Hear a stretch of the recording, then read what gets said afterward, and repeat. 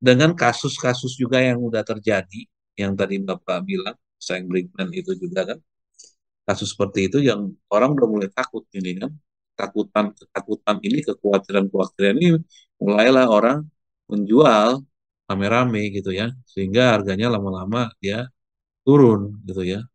Ini akan terus seperti ini karena kondisi ekonomi masih berjalan seperti ini, inflasi akan tetap jalan terus ya.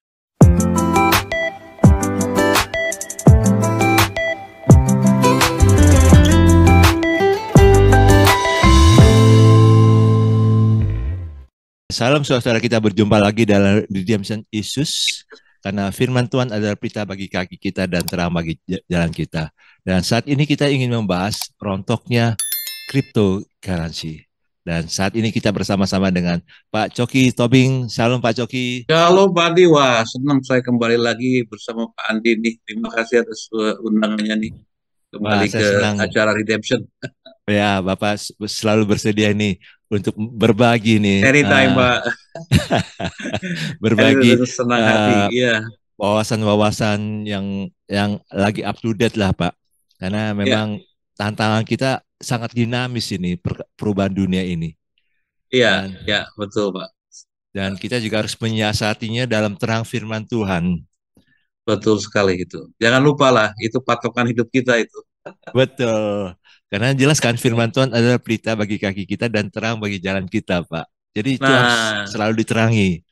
itu yang menarik Pak. Jadi harus mempunyai pelita step by step ya Pak ya, karena kan bagi kaki kita, jadi setiap kali kita berjalan, tentunya kita melihat lampu step by step ya, setiap langkah Betul, supaya kita lama-lama kita bisa lihat depannya seperti apa gitu lah. Ya, tapi betul, tentunya saat kita berjalan step by step dengan diterangi dengan pelita itu kan kita belum bisa lihat pada depannya. Makanya banyak ya anak-anak Tuhan ya kita semua juga di depannya itu masih gelap, tapi ya, langkah kita sebenarnya terang. Selama kita berjalan dengan Tuhan, tentunya kita pasti akan sampai tujuan lah, Pak. Ya kan, pertandingan iman ini namanya. betul, betul Pak. Setuju Pak. Nah, Ya, saat ini kita lagi ingin bahas tentang rontoknya cryptocurrency ini Pak. ya, Saya kaget ini ada dua contoh yang memang sangat apa ya tentang kripto ini nih Pak. Yang pertama ini yang namanya Sam Bankman, yes. Anak muda itu, Pak. anak muda. Jadi kelompoknya ya dia Tak bilang biasa. nggak menipu. Tapi kok Ya, dia heran kok 240 triliun rudes dalam sekejap, lulus ya. dalam sekejap. Ada lagi juga yang juragan kripto yang kaya sekali yang berhasil tapi pada waktu umur 30 tahun baru-baru ini mati mendadak lagi tidur, Pak. Ya, Saya juga bertanya-tanya ini ada apa ya? ya ini, Pak. Ini memang ya apa namanya? Kripto itu bukan hanya volatilitasnya yang cukup sangat dahsyat ya, naik turunnya ya. Tapi Ya, jantung pun juga otomatis naik turun juga ya. Begitu juga harta kekayaan, uang bisa tiba-tiba bisa langsung jadi milioner, bilioner, orang kaya ya. Tiba-tiba ya kita contoh ya anak muda ini ya, Sam Brickman ini ya, disingkat SBF Pak, dia terkenalnya itu Sam Brickman Fried ya. Dia ya. umurnya masih awal-awal itu di umur 27 tahun, baru 3 tahun lah Pak dia langsung menjadi orang kaya yang luar Wow, biasa. Dia pemilik dari awalnya sih dia pemilik dari satu perusahaan yang namanya kalau nggak salah Alamanda Research ya. Kemudian dari situ ya dia buat satu platform ya. Alamanda itu kan lebih kepada fund manager atau ya. Dan dia ya, buat satu platform yang sangat terkenal ya.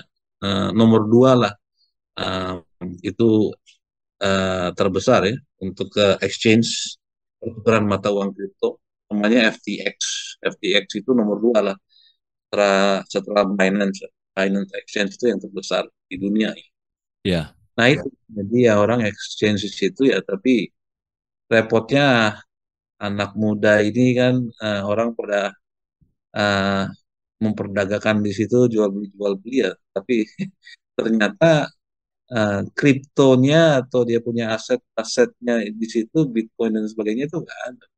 Kan. Uangnya nah itu uangnya itu yang saya tahu ya, saya baca itu dipakai digunakan oleh eh, halaman dari search itu. Nah itu bahkan digunakan untuk beli apa rumah mewah, villa mewah, mobil-mobil, mobil sports car dan sebagainya gitu. Jadi Iya, kebablasan nih Pak. Jadi akhirnya pada semuanya rush ambil uang di situ ya tentunya kan dananya nggak cukup ya.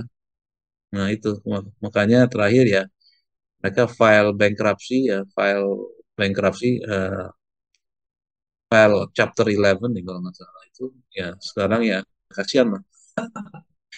Uangnya juga yang sekejap yang tadinya jadi orang kaya bahkan dulu dijuluki dia itu eh, lebih kaya daripada Facebook ya, oh ya, betul, lebih kaya gitu loh.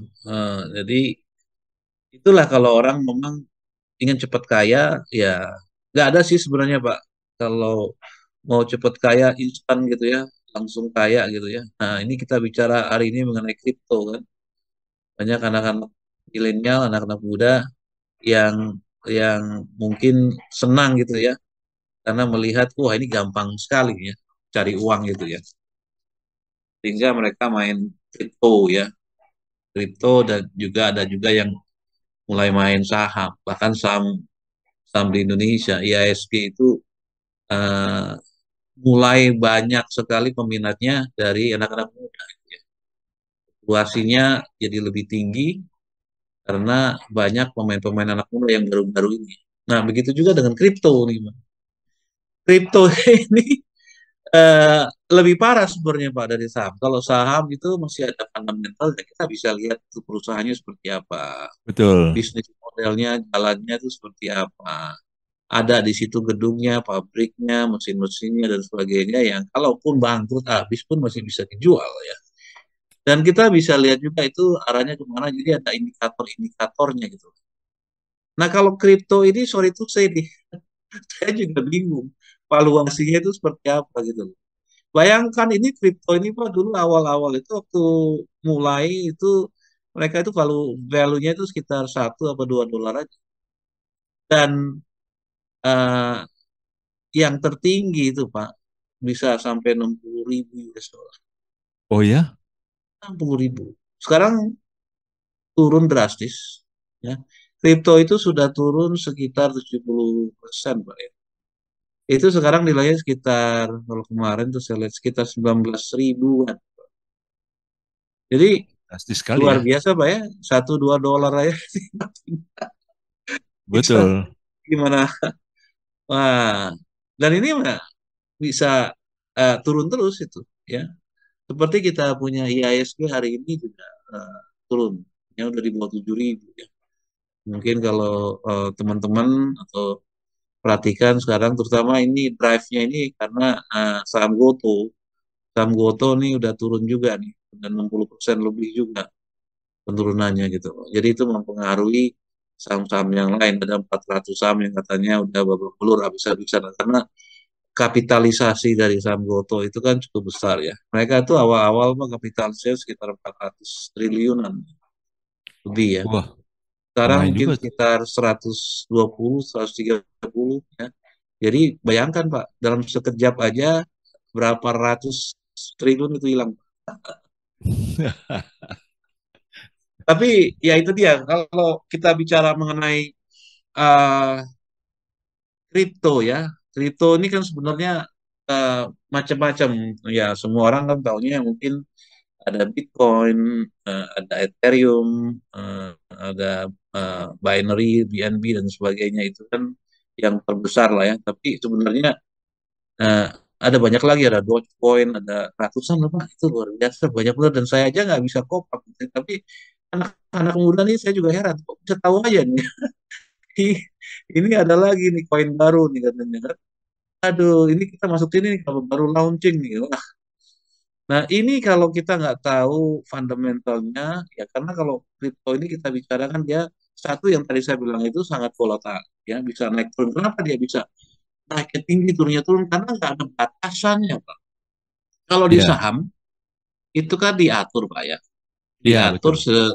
oleh Ojek, batas atasnya ARA dan ARB ya. Jadi automatic rejection atas ya, auto reject atas dan auto reject bawah. Jadi kalau dia bawah itu udah mulai turunnya 6% lebih sampai 7% langsung berhenti gitu loh. Jadi ya nggak bisa transaksi trading lagi. Nah, begitu juga kalau dia naiknya terlalu kencang juga ke atas itu batasannya kalau kalau saya nggak salah 35%. Nah, itu beda dengan kripto. Kripto itu sepuasnya lah, iya sesukanya lah. Mau naiknya sampai berapa, mau turunnya sampai ke berapa. Jadi sebenarnya hampir kayak seperti nggak ada non regulated lah, nggak ada limitnya. Jadi pasar itu dibiarkan bergerak begitu aja. Nah, ini kan risikonya tinggi ya. Kalau ada naik ke atas ya kita senang semua. Kalau gitu ke bawah sampai kapan ke bawahnya nggak jelas juga kan. 24 jam lagi. betul. Jadi dan apa namanya, selain dia nggak punya underlying aset ya, ya riskan sekali. Kemudian ada juga ada resiko di mana bisa dihack juga, Pak ya. Karena ini kan dunianya dunia digital ya, IT ya. Kemudian juga ada kekhawatiran developernya itu ya, dari setiap setiap ini koin ini kan ada developernya itu, kalau dia kabur gitu ya atau dia meninggal siapa yang akan handle gitu. Tapi orang senang gitu ya, karena ini adalah merupakan alat pembayaran yang sangat simpel ya kan di dunia maya ini. Jadi orang bisa beli apapun saja, transaksi di mananya di seluruh dunia dengan instan. Nah, itu bisa langsung terjadi. Jadi nggak perlu pakai proses clearing ya. Kalau kalau mata uang yang fisik itu kan kita ada clearing ya, proses clearing .bi dan sebagainya. Dan ini praktis sekali gitu ya. Tinggal di depan laptop atau bahkan di handphone pun kita bisa jual beli dengan sangat gampang, 24 jam sifatnya gitu. Jadi dan ini sebenarnya kan semuanya ini tercatat, Pak, tercatat uh, dan merupakan alat untuk perdagangan yang paling praktis ya. Cuma masalahnya belum semua nerima kripto gitu ya. Ya, Nah, yang kalau kita pernah dengar, Pak, dulu kan dari Tesla ya. Tesla itu kan dulu Elon Musk itu sempat kan dia bisa menerima pembayaran untuk beli dia punya mobil pakai kripto gitu ya, kayak Bitcoin gitu. Nah, itu dengan ada imbus begitu kan, nilai Bitcoin waktu saat itu kan langsung boom, langsung cepat naik. gitu ya. Nah, tapi di 2019 kalau nggak salah dia juga membatasi sehingga turun lagi gitu. Jadi kripto ini memang harus hati-hati kita ya. Tapi eh, kalau saya lihat lebih banyak negatifnya ya daripada positifnya gitu loh. Jadi kalau saya sih nggak berani, Pak, investasi di situ. Terang gitu ya. Kalau saham masih masih oke ya, masih bisa kita lihat secara perusahaannya memang ada gitu loh ya. Ya, Nah, jadi kripto ini sebenarnya kalau mau main di kripto atau apapun juga perdagangan gini, Pak, berarti ya, kita mesti jaga, mesti koreksi hati kita dulu ya, Pak ya. iya Motivasi Pak, kita. iya.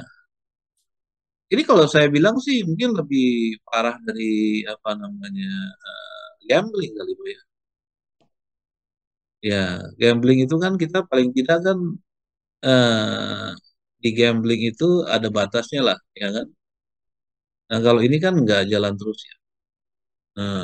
Dan ini yang menjadi orang tagihan juga. Iya, Dia ada uang, dia lihat juga semua kok gampang bener cepat kaya gitu ya, secepat itu ya. Tapi sebenarnya kalau kita balik lagi ke Alkitab, ya, nggak ada lah istilahnya cepat kaya lah Pak. Saya iya, kutip di 1 Timotius 6 ayat 9 gitu, ya kan. Di situ kan Tuhan bilang, tetapi mereka yang ingin kaya terjatuh ke dalam pencobaan, ke dalam jerat, dan ke dalam berbagai-bagai nafsu yang hampa dan yang mencelakakan, yang menggelamkan manusia ke dalam keruntuhan dan kebinasaan. Tuh, Ya, itu udah di warning gitu. Jadi kita harus hati-hati sebagai anak Tuhan ya. Amsal 28 juga di sini ayat 20 ya. Orang yang dapat dipercaya mendapat banyak berkat ya. ya. Tetapi orang yang ingin cepat menjadi kaya tidak akan luput dari hukuman gitu. Nah, itu dia. It's a matter of time. Betul, Jadi ya kita istilah gini lah, apa yang kita dititipkan oleh Tuhan, diberikan oleh Tuhan ya kita syukuri ya, kita tetap bersyukur ya, karena Tuhan mencukupi gitu ya. Kalau kita mau buru-buru nggak sabaran ya kan, mau cepat instan aja menjadi kaya, ya ini resikonya seperti ini betul. gitu. Iya, Pernah satu kali saya diskusi sama orang yang main saham, Pak. iya, Eh, jadi saya nangkap, oh iya, kenapa ada saham ini? Pasar saham. Karena iya, sebenarnya di Alkitab itu kan dulu ada perdagangan di pintu-pintu gerbang, Pak.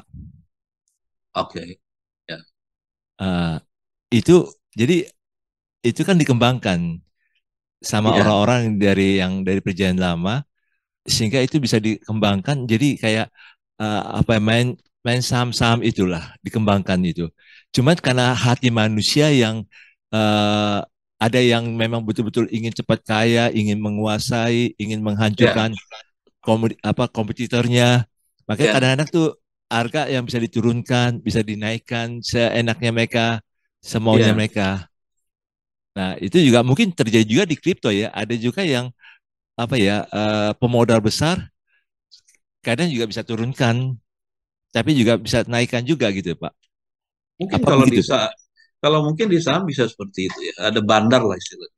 Ada bandar, ya, Kripto ini kan ya istilahnya bebas sih. Jadi tergantung kepada supply and demand, permintaan ya kan, dan penjualan ini supply demand, di mana kalau pasarnya rame tentunya dia akan kencang ya, larinya kencang gitu.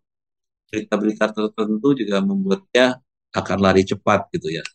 Nah ini kekhawatirannya sekarang ini, nah kita bicara kripto nih kenapa turunnya drastis nih Pak. Nah ini yang terjadi, apa yang terjadi sekarang itu sebenarnya dengan adanya kondisi ekonomi dunia ini yang kita lihat sekarang sudah mulai bicara mengenai inflasi, Pak ya. Inflasinya cukup tinggi ya. Inflasi cukup tinggi tentunya kan di apa dengan diimbangi dengan adanya Fed rate itu menaikkan suku bunga kan. ya, Nah, orang berpikir karena suku bunga akan naik ya, inflasi tinggi ya. Mereka nggak mau ambil satu resiko ya. Satu resikonya yang mendingan mereka masuk ke aset-aset yang lebih menguntungkan ya gitu ya. Jadi kan kalau misalnya suku bunga tinggi, tentunya deposito dan sebagainya kan jadi lebih tinggi kan. Tetapi dengan resiko yang lebih rendah gitu. Ini yang terjadi karena adanya kondisi seperti itu, kemudian kondisi juga yang belum selesainya juga apa namanya war ya antara ya, Rusia dengan Ukraina. Ini juga mereka jadi was-was, hati-hati ya kan. Mereka dari safe haven lah istilahnya kan. Dan ini yang mulai dengan kasus-kasus juga yang udah terjadi, yang tadi Bapak bilang, Sam Brinkman itu juga kan, kasus seperti itu yang orang udah mulai takut ini kan, ketakutan ini, kekhawatiran ini, mulailah orang menjual rame-rame gitu ya, sehingga harganya lama-lama dia turun gitu ya. Ini akan terus seperti ini karena kondisi ekonomi masih berjalan seperti ini, inflasi akan tetap jalan terus ya. Di Amerika udah sekitar 8-9%, inflasinya di Inggris mungkin 11%, Eropa 10%, bahkan di negara-negara kayak Sri Lanka lah, South America, dan beberapa negara-negara yang negara ketiga itu ya kasihan Pak, kasihan. Itu udah double digit ya, 60%, 70, 80%, luar biasa udah. Itu harga barang udah berlipat-lipat kan. Nah, gitu ini yang ya. membuat apa namanya pemain-pemain kripto ini juga jadi sangat hati-hati ya, kondisi-kondisi seperti ini gitu loh. Ya termasuk juga di pasar saham. Jadi ya apa namanya saham juga belum pulih 100% seperti semula gitu. Betul. Sekarang juga agak turun dari 7.000 ya, menjauh dari 7.000. Iya, sekarang seperti itu. Jadi memang kita harus hati-hati juga gitu ya, di mana kita mau berinvestasi ya. Kalau udah mau memain sedikit resiko, harusnya jangan pakai dari dana kita yang dimana kita dan itu fix yang kita perlukan setiap bulannya. Bagusnya memang itu satu idle fund, idle fund atau dana yang memang kita nggak perlukan sama sekali gitu. Oh gitu Itu ya. ya kita sisihkan gitulah untuk aset-aset yang beresiko gitu. Tapi sih kalau saran saya sih ya stay away lah gitu loh untuk apa kripto dan sejenisnya ya. Kalau saham sih menurut saya masih ada fundamental, Oh masih gitu. terlihat ya. Uh, uh, masih masih kelihatan bendanya itu ya perusahaannya itu masih ada gitu loh Pak. Ya kan? Dan ada regulasinya yang jelas ya dari pemerintah. Regulasinya jelas juga, diprotek juga gitu ya. Ya, ya. Karena itu yang penting sih. Nah, berarti dari sini kita bisa belajar, Pak. Artinya Iya, tadi yang sudah disinggung, kita harus lihat motivasi hati kita. Terus yang kedua, setuju, setuju. eh, yang seperti yang dalam episode yang lalu kita membahasnya soal kita memiliki atau mengelola. Ah, betul. Itu kuncinya, Pak. Ah, kalau kita merasa memiliki, kekhawatiran kita akan makin tinggi, stres kita Iya, akan makin tinggi, iya. Otomatis kita merasakan pengen punya lagi kan, pengen memiliki lebih banyak lagi gitu kan. nggak akan puas. Nggak akan puas, ya kan. Tapi kalau kita pengelola, kita mau mengelolanya dengan baik, ya. Seperti kayak 5 talenta yang diberikan Tuhan itu ya, yang ada di Ya, supaya dimultiplikasi dengan baik gitu loh. Nah, beda mentalnya kalau kita memiliki, kita pasti belum belum ini ya, belum puas, mau lagi memiliki lebih banyak lagi gitu. Jadi betul, sifat-sifat egois kita di situ, ya kan? Nah, ini yang kemarin kita bicarakan juga ya, keinginan daging kita, betul. keinginan mata kita melihat orang flashy, orang wah, lu punya mobil baru dari mana? Gua kemarin main kripto nih, ya kan? Untung sekian besar gitu. Nah, ini kan keinginan mata, keinginan keinginan daging kita, keinginan kenapa orang mau dihormati? Ya, karena orang tuh kebanyakan dihormati karena dia memiliki kekayaan yang luar biasa, ya kan? Ya, Jadi orang berpikir kalau gue orangnya nggak punya apa-apa, nah gue pasti nggak dihormati ya. Bahkan ah, dikucilkan gitu kan. Ya betul. siapa lu katanya lu nggak punya apa-apa. Tapi kalau orang kaya biasanya kayak semut gitu ya. Uh, Ya, dan itu menjadi satu keinginan setiap manusia. Gitu. Karena ukuran dunia ini kan selalu dengan harta kekayaan. Itu yang dipakai. Jadi meterannya itu dia pakai begitu. Seberapa panjang nggak sih meteran dia ini? Ah, dia nggak punya apa-apa, ngomongnya gede gitu. Inilah kelemahan-kelemahan dunia gitu.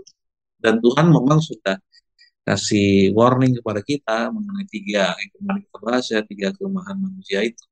Pasti manusia itu jatuhnya pasti di situ. Ya nggak akan kemana-mana sih kalau saya bilang. betul. Nah, itu Jatuhnya di kalau situ. kita merasa punya mental memiliki, itu jangan-jangan nanti seperti yang seorang kaya itu, Pak, Iya, iya, yang betul. sampai semua lumbungnya sudah penuh, Iya, sampai dia bilang, "Hai jiwaku, engkau tenang aja lah, iya, nikmati kekayaan ini." Tapi malam itu juga orang kaya itu mati. iya. Dan Alkitab juga bilang tidak akan pernah puas, ya kan? Mengumpulkan harta kekayaan itu kan malah disebutkan itu akan menjadi karat dan pencuri akan datang. Betul, betul. Nah, kita Dia perlu yang bisa ambil belajar semua. juga dari Alkitab itu, Pak, yang tentang 10 hamba yang dapat mina itu, Pak. Iya, Yang setiap hamba ini punya satu mina dikasih. iya, Dan tuannya bilang, ini perumpamaan yang diceritakan oleh Tuhan Yesus. Tuannya bilang, dagangkanlah ini. iya, Nah, ada orang yang, ada satu hamba yang bisa sampai 10 mina dapat ya, untungnya. ada yang dapat 5, Iya, ya. ada yang dapat 3. Tapi setiap Iya, hamba yang dapat 10, yang hamba ini dapat 10, dikasih kepercayaan 10 kota. iya, iya, Saya membayangkan Pak, ini yang Tuhan mau loh Pak dalam hidup kita. Jadi kalau kita iya. mengelola keuangan dengan baik, Dengan baik. bukan uang Iya, aja yang Tuhan kasih, iya, tapi kota. iya. Lebih Bisa Pak diberikannya. bisa dibayangkan ya. Jadi kekuasaannya jadi kayak orang apa ya, kalau jualan dia bisa menguasai satu kota, Iya, satu daerah, satu iya, daerah lagi. Jadi lebih lebih iya, banyak. Asal iya. dia tahu bahwa dia punya mental pengelola bukan mental pemilik. Betul, betul. Ya. Nah, di situlah Pak kelemahan-kelemahan manusia kan. Ya, merasa nggak, dia nggak akan dan tidak akan pernah merasa puas ya.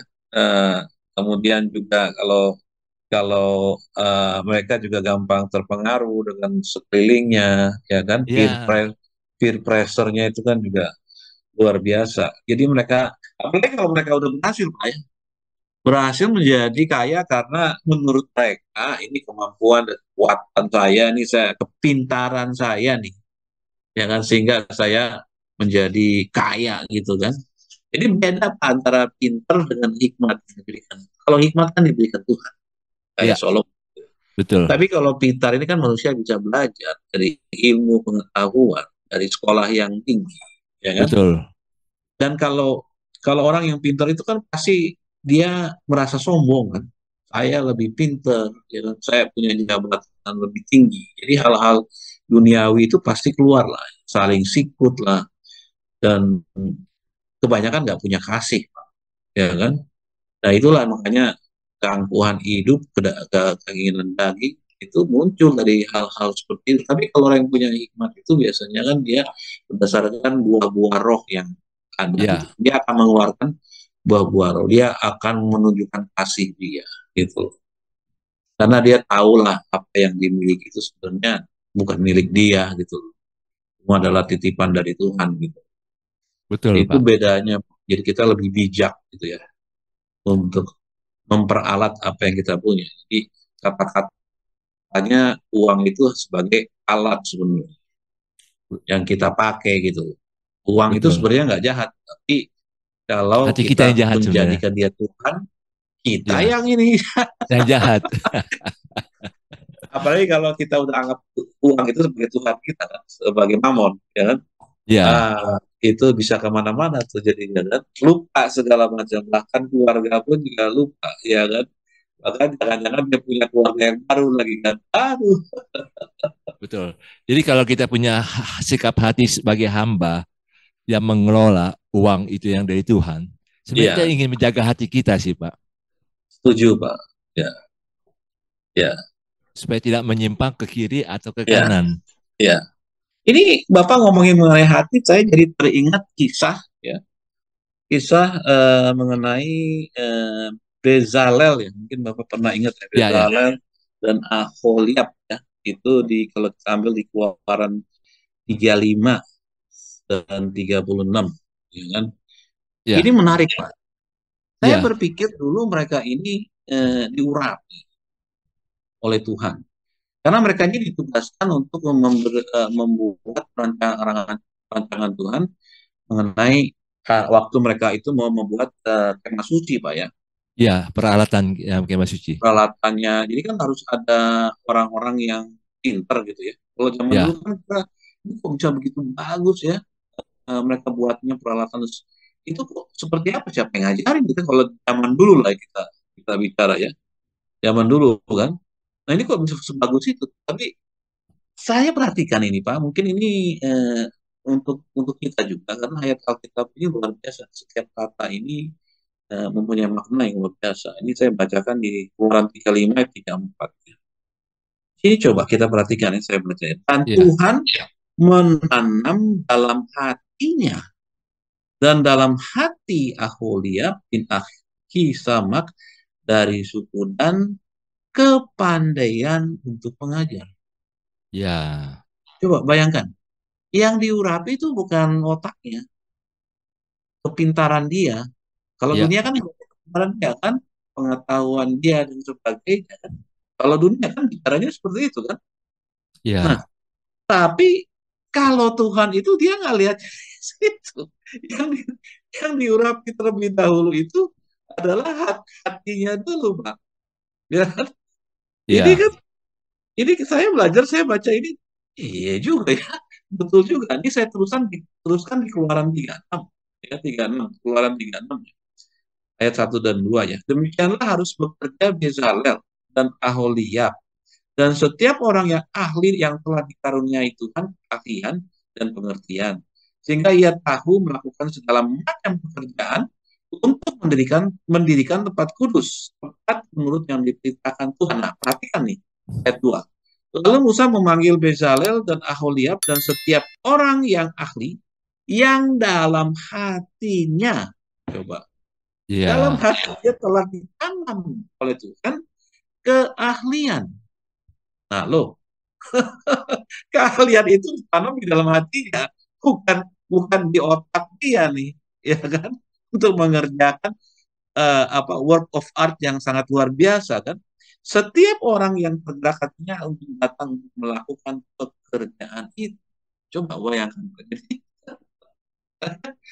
bacanya ini menakjubkan juga ya. Semua memang berasal dari dalam, semua berasal dari hati hati. gitu. Ya kan? Jadi Betul. Tuhan itu menanamkan di dalam hatinya keahlian supaya orang tersebut bisa mengerjakan pekerjaan yang sulit sekali ya kan waktu itu kan. Ya, Jadikan tempat kudus ya dengan pernak-pernik dan sebagainya kan itu kan wah luar biasa artnya ya. gitu. Jadi ya Jadi berarti kalau soal keuangan, ini kan soal keterampilan nih Pak ya. Nah, ya itu juga kita minta hati kita yang diberikan hikmat ya. ya betul Pak. Jadi jangan beremosi ya kan, jangan main emosi, jangan main kita keinginan daging kita, jangan main di situ ya. Yang ada pasti kita merasa gak cukup dan kita pasti merasa rakus ya. Iya, Pengen lagi, kayak gambling kan, pengen lagi, pengen lagi. betul, Tapi kita betul, nggak lihat bahwa aset instrumen ini nggak punya fundamental, Pak, masalahnya. Ya kan? Dan ini kan ya kalau market lagi rame ya kan, supply demand dan sebagainya, permintaan tinggi dan itu memang nggak ada batas juga akan naik terus gitu. betul. Paling kalau ada news atau sesuatu yang tadi itu yang mengenai Tesla boleh beli pakai apa namanya Bitcoin dan sebagainya, nah, itu kan mungkin akan naik lagi gitu. Jadi saya bingung juga fundamentalnya mereka cara hitungnya seperti apa gitu. Makanya karena nggak ada batasan atas dan bawahnya ya begitu lah. Naik tinggi tuh turun juga. Itu maunya pedagang gitu lah istilahnya Pak, yang punya pemodal. Tapi Ya, gini Pak, saya pikir gini, ini kan kita kemarin-kemarin ini kan 2 tahun lebih kita ini kan dilanda pandeminya.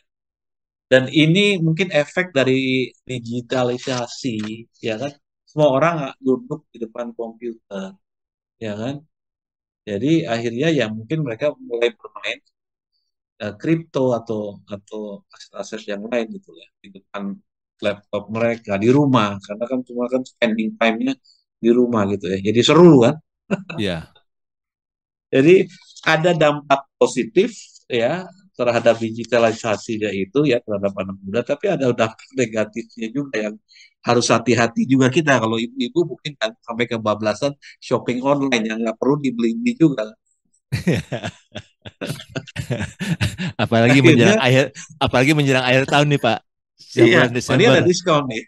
ada diskon. Jangan salah Pak, ini zaman dulu kan kita jalan kaki mungkin di mall lihat-lihat. Tapi jangan salah, di shopping online itu juga bahaya juga, ya kan? Iya, Apalagi kan kalau nggak bisa nahan juga, ya kan semua dibeliin, ya kan? Eh, eh, apa namanya eh, biaya kirimnya itu kan gratis gitu kan? Pokoknya ya hal-hal demikian lah ya. Yang nggak perlu jadi dibeli juga. betul. Nanti baru baru terasa kalau sudah mau pindah rumah Pak. Iya, Kok barangnya lebih banyak lagi. basir semua Pak akhirnya Pak. Iya. Ya, tapi ini menarik. Jadi artinya kita belajar dari cryptocurrency ini, ambruknya cryptocurrency karena kita harus jaga hati kita sih. Ya, setuju Pak. Eh, karena jangan kita dikuasai oleh keinginan daging, keinginan mata, Ya, dan keinginan dunia ini, hawa ya, nafsu dunia ini. ya, Sehingga kita tetap pada panggilan Tuhan dalam hidup kita, bahwa ya. uang yang ada pada kita, jangan kita bandingkan dengan orang lain. Karena uang yang ada pada kita itu, Tuhan mau kita kelola dengan baik. Iya, Bukan betul. soal jumlahnya, Ya, tapi soal tanggung jawab kita di hadapan Tuhan, ya. mengelolanya. Kalau kita berhasil mengelolanya dengan baik, Tuhan bukan hanya percayakan uang, tapi Tuhan juga percayakan teritori. Ya, Seperti tadi orang yang dapat mina itu, ya, kota, diberi ya, kuasa kota gitu lah. benar. Jadi Ya. perdagangan kita bisa lebih lebih lebih menguasai lagi. Asal kita menjaga hati dan tujuan hidup kita. Dan tiap hari kita minta hikmat, bukan Nah, itu. pada otak kita, tapi kepada Tidak. hati kita. Hati kita. Ah, karena Iya, untuk kita punya koneksi dengan Tuhan itu bukan dengan otak, tapi iya, hati. iya, Sehingga kita menjaga itu, kalau kita dapat hikmat di hati kita, kita akan bisa mengerjakan segala sesuatu itu dengan baik, dengan takut iya, akan Tuhan. Dan Tuhan akhirnya memberkati, semakin memberkati hidup kita. iya, Uh, jadi kita tidak memberi, justru itu yang melindungi kita ya dari iya. hal-hal yang jahat yang kita tidak sadari nanti. Setuju, Pak. Ya, betul. Ya, mungkin yang bagi teman-teman kita yang udah keburu masuk ke kripto, yang udah terjerumus, udah ada habis-habisan ya, mungkin saatnya kita kembali lagi back back back to the Bible ya. Ya, Kalau zamannya dulu kan bilangnya back to laptop ya. Zaman pukul pukul dulu kan betul. kembali ke laptop katanya. Ya, Kita bicara back to the Bible lah, ya kan? Apa yang Tuhan sampaikan, apa yang Tuhan kasih arahannya seperti apa, ya kan? Dan kita jangan terlalu mau mengikuti keinginan daging kita, cepat-cepat mau jadi kaya, ya kan? betul. Apa yang di Bible kan bilang juga kan, setiap hari kan, uh, hari hari lepas hari ya, ya kan? Hari ini ya cukupkanlah dengan apa yang ada gitu kan ya. Hari esok lain lagi kan ceritanya kan. Betul. Tuhan kan juga pesan seperti itu, dan Tuhan sebenarnya di Matius 6 ya, mungkin bisa teman-teman baca di ayat 34 dan seterusnya, itu kan Tuhan bilang jangan khawatir lah, ya kan, apa yang kamu akan makan, apa yang kamu akan minum, ya kan, apa yang kamu akan pakai, makan, minum, pakai gitu kan, dia Tuhan tahu lah itu yang dicari oleh bangsa-bangsa, ya kan. Bapak di surga itu tahu semuanya itu, pasti kamu perlukan semuanya itu, tapi dia minta apa di Matius 6:33, dia bilang ya carilah dahulu Dahulu Allah dan dan kebenarannya. kebenarannya Itu maka semuanya itu akan tambahkan. ditambahkan gitu. Ya, jadi kita semua kan pasti Tuhan mempunyai rancangan, ya kan, untuk kita masing-masing. Don't worry gitu. Ya, Pasti anak-anak Tuhan dikasih rancangan yang terindah lah, yang terbaik. betul. Dia akan pelihara kita. Ya, betul. Setuju, Pak. Tuhan pasti bertanggung jawab atas hidup kita. Iya, Pak. Pasti. Oke, Ah, ya.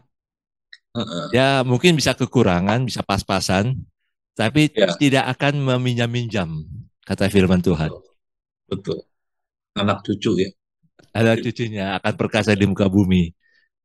Iya, betul. Jadi makanya, uh, yang penting kita jangan cinta uang. Kita, Betul.